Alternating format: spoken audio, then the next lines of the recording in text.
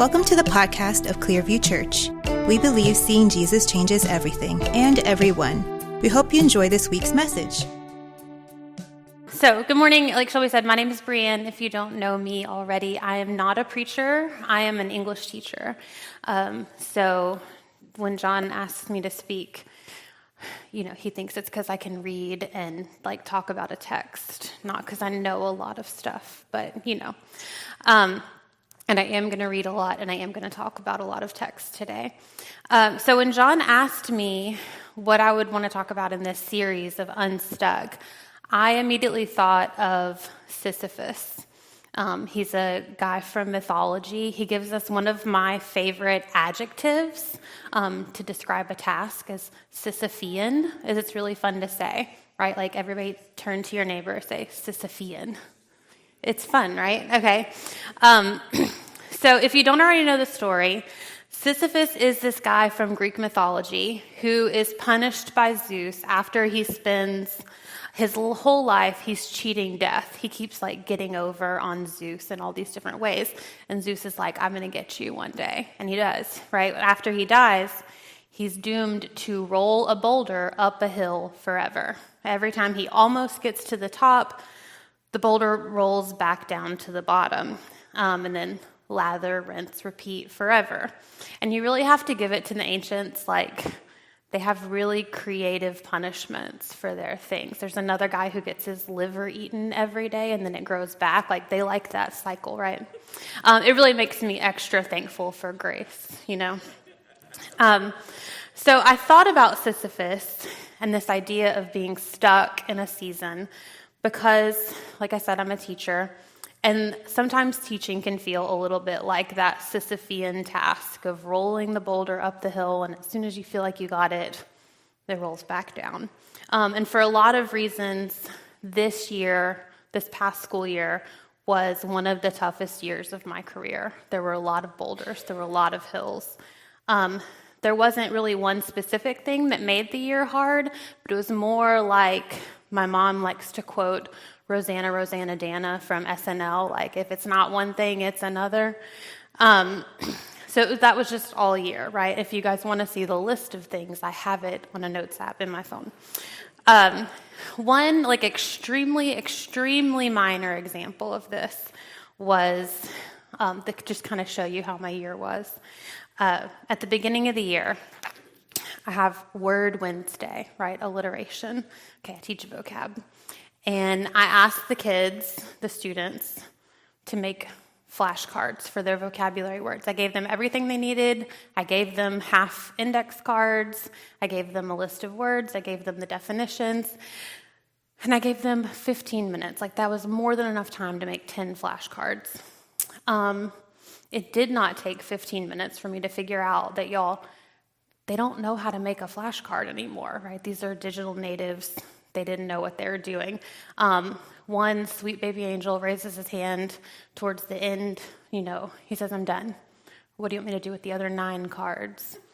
And so I look, he's written microscopically all 10 vocab words on one half of the index card, and then on the other, even smaller, all 10 definitions. So I realized, he was so proud of himself, but I realized, okay, I'm a teacher, I have to teach. I have to teach them how to make a vocab card. So the next week, I have a whole slideshow.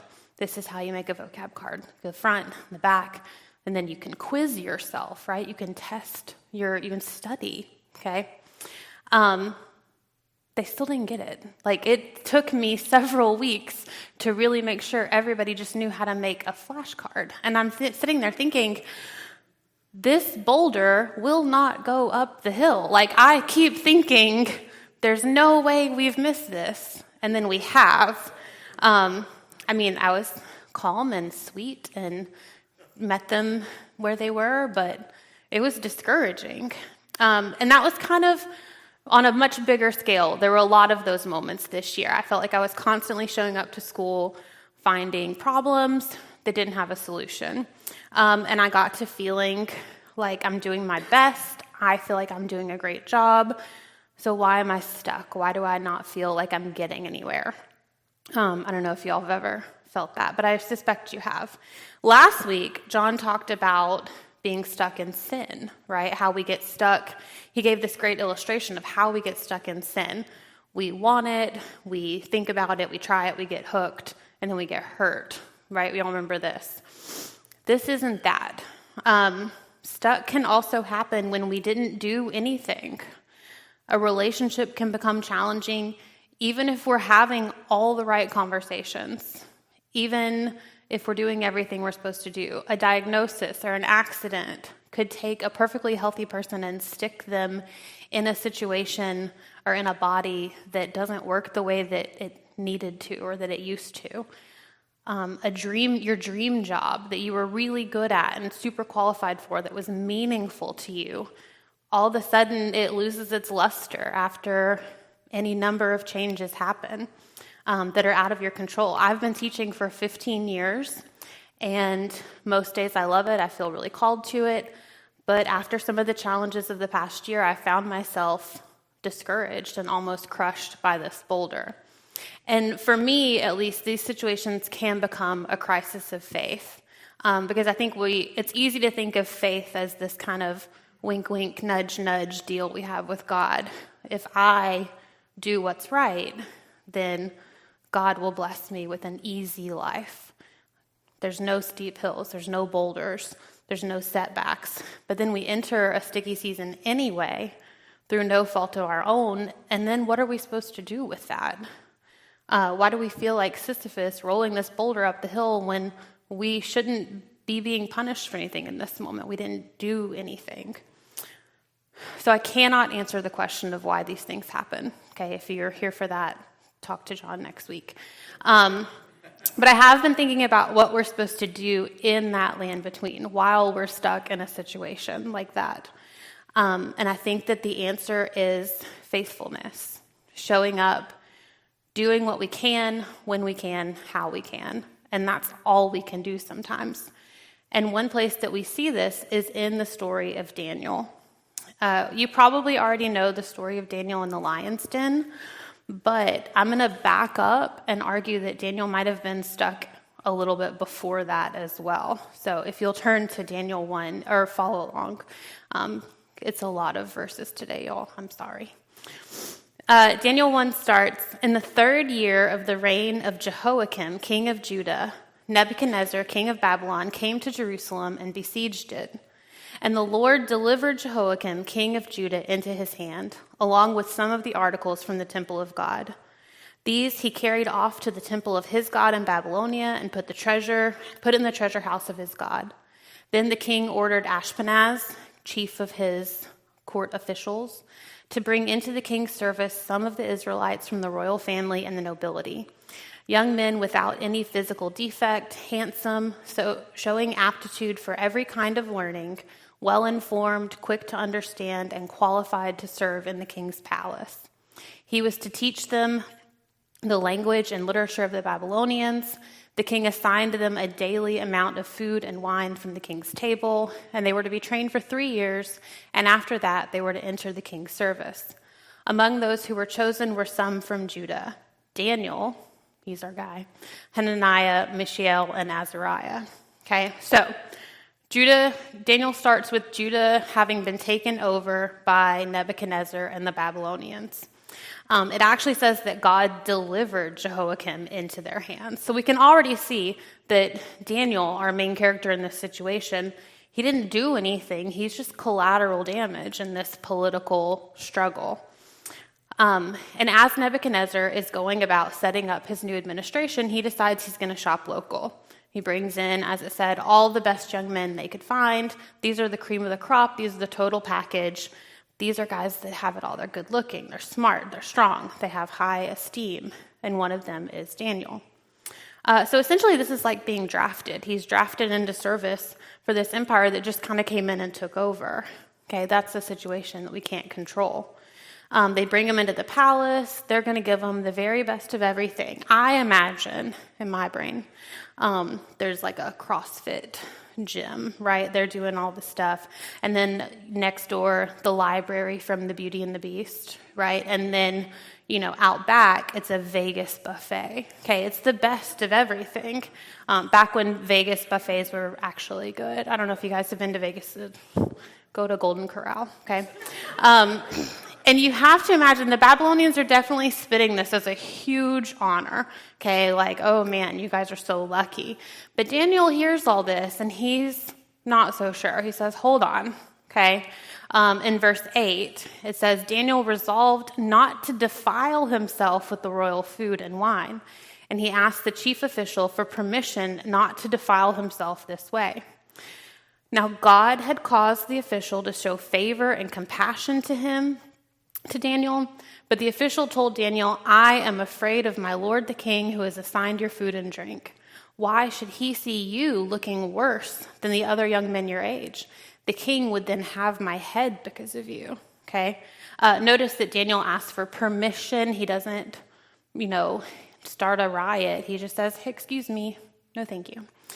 Daniel said to the guard whom the chief official had appointed over Daniel, Hananiah, Mishael, and Azariah, please test your servants for 10 days. Give us nothing but vegetables to eat and water to drink. Then compare our appearance with that of the young men who eat the royal food, and treat your servants in accordance with what you see. So he agreed to this and tested him for 10 days. At the end of the 10 days, they looked healthier and better nourished than any of the young men who ate the royal food. Okay, that's a miracle in itself. If I ate nothing but vegetables and water for 10 days, would not look healthy. Okay, your girl needs a carb. So the guard took away their choice food and the wine they were to drink and gave them vegetables instead. And to these 4 young men, God gave knowledge and understanding of all kinds of literature and learning, and Daniel could understand visions and dreams of all kinds. Okay, so we don't know for sure why Daniel didn't want to eat the royal food. That doesn't really say. But what we see is that even in this position where he's stuck in this job that he didn't ask for, being given responsibilities that he didn't have, he had these lines that he's unwilling to cross. It says he didn't want to defile himself. And he is faithful to God in that conviction. Even in his stuck position, he's going to do what he knows is right, and it shows us that faithfulness can look like this middle path. He's honoring God in his commitments that were personal to him. He doesn't just faithlessly blend in, okay, go along to get along, but he also doesn't start a movement, start a riot.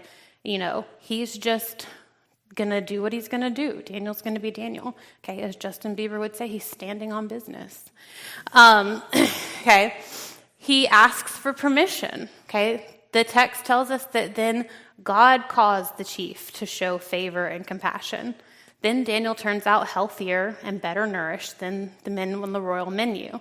Okay, so Daniel honors God, he honors his convictions, and he has something to show for it at the end. It says that God gave knowledge and understanding. So he's still stuck in this job or in this kingdom, but God is faithful and God is right there with him, honoring his commitments as well. Then in chapter 2, we move to chapter 2 of Daniel. Daniel is climbing the ladder corporate ladder, I guess. And he's getting this reputation for himself that leads him all the way straight to the king's side when Nebuchadnezzar has this dream that really freaks him out, okay? So in chapter 2, I told you I was going to read a lot. I'm sorry, I'm going to read a lot more now. Chapter 2 starts, in the 2nd year of his reign, Nebuchadnezzar had dreams. His mind was troubled and he could not sleep. So the king summoned his magicians, enchanters, sorcerers, and astrologers to tell him what he had dreamed. When they came in and stood before the king, he said to them, I have had a dream that troubles me, and I want to know what it means. The astrologers answered the king, May the king live forever. Tell your servants the dream, and we will interpret it. And the king replied to the astrologers, This is what I've firmly decided. If you do not tell me what my dream was and interpret it, I will have you cut into pieces and your houses turned into a pile of rubbles. Not a big deal.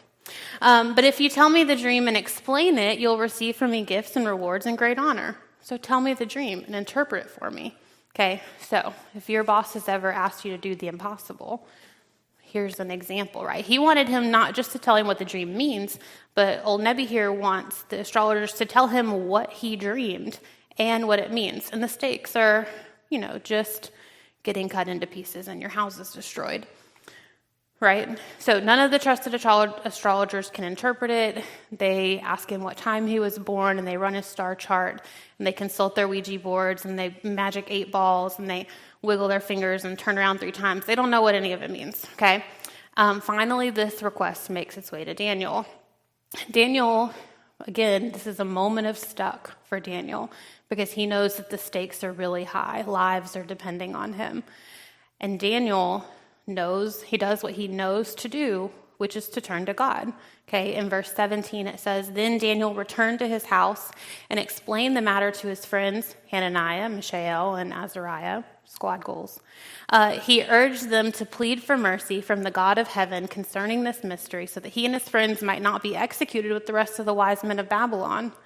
During the night, the mystery was revealed to Daniel in a vision, and then Daniel praised the God of heaven.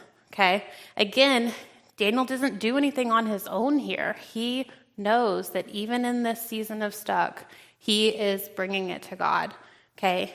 Not only is he faithful before facing the challenge, but then immediately after, he says, God did it, not me, okay? So he goes back to Nebuchadnezzar, he explains what the dream was and what it meant, and Neb's response is exactly what we would hope for, okay? This is our happy ending. The king said to Daniel in verse 47, "Surely your God is the God of gods and the Lord of kings and a revealer of mysteries, for you were able to reveal this mystery."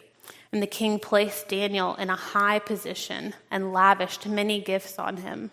He made him ruler over the entire province of Babylon and placed him in charge of all its wise men. So Daniel's promoted again. Hooray for Daniel. But more importantly, we see Nebuchadnezzar acknowledge God as the God of gods. Daniel's faithfulness is rewarded in this way. So we think the boulder, the hill, like we're done, we did it, okay? And we want to be able to say, look at the progress that we've made. Daniel's faithful, and the government changed because of him, and this bad guy changed his heart, and they all lived happily ever after. That is not what happened, though. Chapter 4 is almost sort of a repeat of chapter 2. Again, Nebuchadnezzar has had a dream, and again, he wants someone to interpret it for him. And you'd think that he would have known by now, like, just going to call Daniel. He's got Daniel on speed dial. But he doesn't. He calls all the magicians and the astrologers and the seers and the psychics and everybody. Then he calls Daniel again, okay? So I don't know for sure if Daniel knew the story of Sisyphus, but they are sort of contemporary, literary speaking. So he could have, right? He's really well read. So he might be thinking, didn't I just push this boulder up this hill? Like, God of gods, like Nebuchadnezzar, you said all this, But he does it again, right? He honors God and he does what he can do with what he can do when he can do it. We see the dream, the interpretation, the fulfillment again. And at the end of all of that, Nebuchadnezzar says, in verse 37, "Now I, Nebuchadnezzar, praise and exalt and glorify the King of heaven, because everything he does is right and his ways are just. And those who walk in pride, he is able to humble." Okay, that really sounds like Nebuchadnezzar's God at this time. Those who walk in pride, he's able to humble. Like, Daniel's done the thing. And Daniel should probably feel pretty good about this, right? He's patting himself on the back. He's done the big conversion. He's converted the king. If he was feeling stuck in this nation with a government that didn't line up with his beliefs and wasn't respecting his God, hooray, he did it, right? Wrong. That's not what happens either. It turns out that for Daniel, just like for us, faithfulness does not always guarantee results. And even when there are results, it doesn't mean that smooth sailing is, the rest of the future, or that those results will last. We said earlier, like, faithfulness is not this handshake agreement that we have with God, okay? So now we're getting to, you might remember, a kind of a famous story with Daniel that we haven't talked about yet. You remember at the beginning how I said Babylon had taken over Judah, and that was the big bad government that took over? Well, then the Persians took over. Okay, so we're doing the whole thing again, right? That Rosanna, Dana quote, if it's not one thing, it's another, right? If it's not Babylon, it's the Persians. So now there's a new guy in charge, Darius. And I have to wonder again, if Daniel is like, I made all this progress with Nebuchadnezzar, I pushed that boulder straight up that hill, and now I've got this Darius boulder to deal with, okay? This time, Daniel's reputation precedes him, okay? In verse 3, it says, in chapter 6, verse 3, it says, now Daniel is so distinguished himself among the administrators and the satraps by his exceptional qualities that the king planned to set him over the whole kingdom. It's a pretty good gig, right? But unfortunately, that reputation is not necessarily good news for Daniel. He may have favor with the king, but some of the people in leadership are low-key super jealous. He's kind of made a whole career of making them look stupid. So they set him up, okay? In verse 4, it says, at this, the administrators and the satraps try to find grounds for charges against Daniel in his conduct of government affairs, but they were unable to do so. They could find no corruption in him because he was trustworthy and neither corrupt nor negligent. Finally, these men said, we will never find any basis for charges against this man Daniel unless it has something to do with the law of his God. Okay? They knew Daniel's faithfulness was his reputation. They knew Daniel's going to do the right thing every time. So these administrators and satraps went as a group to the king and said, may King Darius live forever. They're buttering him up. The royal administrators, prefects, satraps, advisors, and governors have all agreed that the king should issue an edict and enforce the decree that anyone who prays to any god or human being during the next 30 days, except to you, your majesty, shall be thrown into the lion's den. Now, your majesty, issue the decree and put it in writing so that it cannot be altered, in accordance with the law of the Medes and Persians, which cannot be repealed. So King Darius put the decree in writing. Darius, bless his heart. They knew exactly how to get to him. Okay, but no, you don't want anybody to pray to you, anybody but you. May the king live forever. They're sending him on an ego trip, and he checks a bag, he's ready to go. Obviously, we know Daniel's not going to stop worshiping God. Everybody knew that. And so again, his convictions stand between these two extremes. He's not going to cave to the decree, but he also doesn't immediately, we don't see him react in anger or react in any sort of explosive ways. He stays on that middle ground of integrity where he's always been, steadfast. It doesn't matter to Daniel what anybody else is doing. If they're with him or against him, he's going to keep on doing what he knows is right, what he knows to do. So then in verse 10, it says, now when Daniel learned that the decree had been published, he went home to his upstairs room where the windows opened toward Jerusalem. 3 times a day he got down on his knees and prayed, giving thanks to God, just as he had done before. The decree doesn't change anything for Daniel. It's just as he had done before. So then here come the satraps. Then these men went as a group and found Daniel praying and asking God for help. So they went to the king and spoke to him about his royal decree. Did you not publish a decree that during the next 30 days, anyone who prays to any god or human being except to you, your majesty, would be thrown into the lion's den? Okay, they're setting him up. They're like, do you remember that thing you did? The king answered, the decree stands in accordance with the law of the Medes and the Persians, which cannot be repealed. And they said to the king, well, Daniel, who is one of the exiles from Judah, pays no attention to you, your majesty, or to the decree that you put in writing. He still prays 3 times a day. When the king heard this, he's greatly distressed.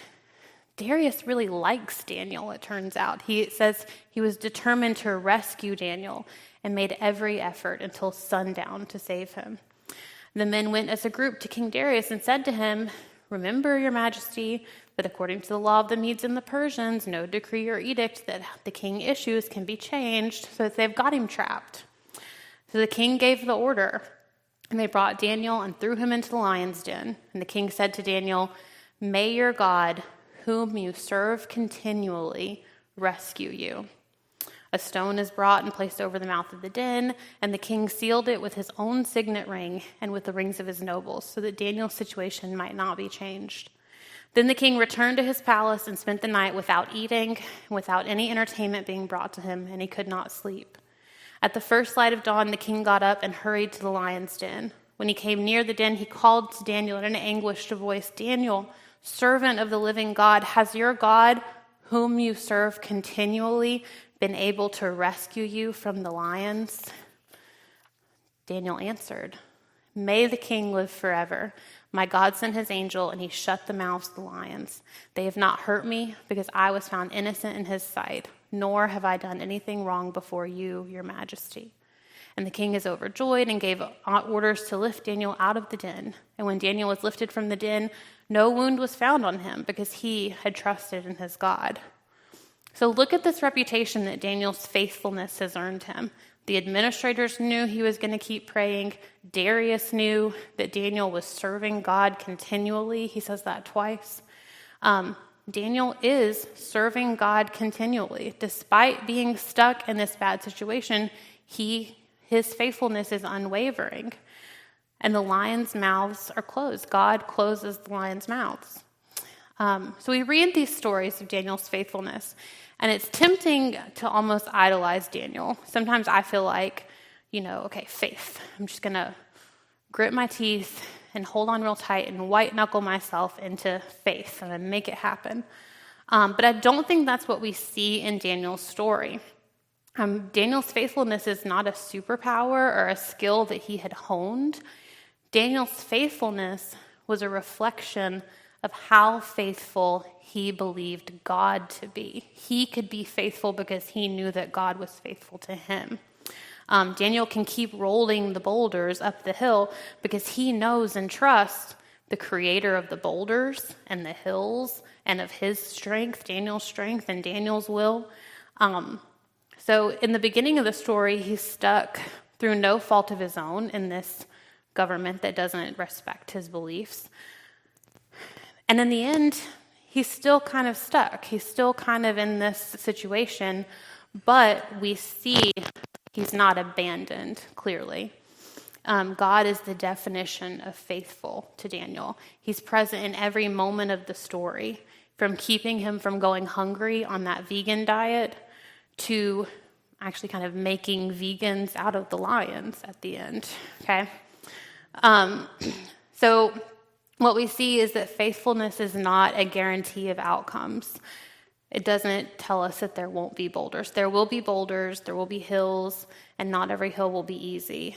Not every year of teaching or of marriage or of parenting or of insert your own season of stuck here will be better than the year before. But faithfulness is its own reward. Even when we don't see progress, faithfulness is progress, because in these moments, we get to rely on God and are able to clearly see how he is faithful. So there's this philosopher, Albert Camus, who wrote an essay about Sisyphus that ends with a quote that I think about a lot. He says, "I leave Sisyphus at the foot of the mountain. One always finds one's burden again. But Sisyphus teaches the higher fidelity that negates the gods and raises rocks. He too concludes that all is well. This universe henceforth without a master seems to him neither sterile nor futile. Each atom of that stone, each mineral flake of that night-filled mountain, in itself forms a world. The struggle itself towards the heights is enough to fill a man's heart. One must imagine Sisyphus happy." Okay, so Camus is saying here, this is Sisyphus's lot in life, and he can enjoy it. There's joy in hard work. Hard work is its own reward. We can imagine that at the end of the day, he's fulfilled just by doing what he was supposed to do. There's another famous philosopher who said, there's always going to be another mountain you're always going to want to make it move. It ain't about how fast you get there. It ain't about what's waiting on the other side. It's the climb, okay? These are really nice ideas, and I don't think that they're wrong, right? No shade to Albert Camus or to Miley Cyrus. Little bit of shade to Miley Cyrus, but that's a different story. Okay, yes, I have more of a yes and response to them. Hard work is its own reward. The journey can be as valuable as the destination. And we believe that God is with us in that work and on those journeys. I think if Sisyphus knew the God who created the boulder and the hill and himself, and if he knew that that boulder and that hill were placed in his periphery, I think how much happier could we imagine him then? Daniel may have wondered about the situations he found himself stuck in. The results weren't always immediate and may not have been complete as he would have liked. And times when I feel stuck, my first question is usually, how do I get out of this? But Daniel's story sort of inspires me to also ask, how can I be faithful while I'm here? What does God have for me to do in this season, right? How do I show up in this season even though I don't see the end yet? So our faithfulness is a reflection of how faithful we believe God to be. If I believe that every single day, what I'm doing in my classroom, what I'm doing in my home with my son, what I'm doing out in the world is, even if I don't see the results of it, even if I don't see results for a long time, if I believe that God has placed me here, then I can show up every day and I can keep pushing that same boulder, knowing that I'm not alone in it. So there are seasons of success, and we thank God for those. There are also seasons of stuck and struggle, and I think we can also be thankful for those because they give us the opportunity to be faithful and the opportunity to see God's faithfulness in action. Will you pray with me?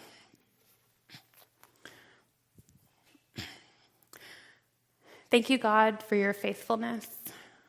Thank you for being with us in all seasons. We have seen how you show up for us again and again. Help us to not lose sight of your presence. Show us the hills and the boulders. Give us the strength to show up and be faithful in every situation. We know that you are the creator, the author and finisher of our faith, and we love you for that, God. In your name we pray. Amen. Thanks for listening. If this was meaningful to you, subscribe. Find out more about us at clearview.church, or, best of all, join us in person. We worship Sundays at 10 a.m. on the campus of LSU Shreveport.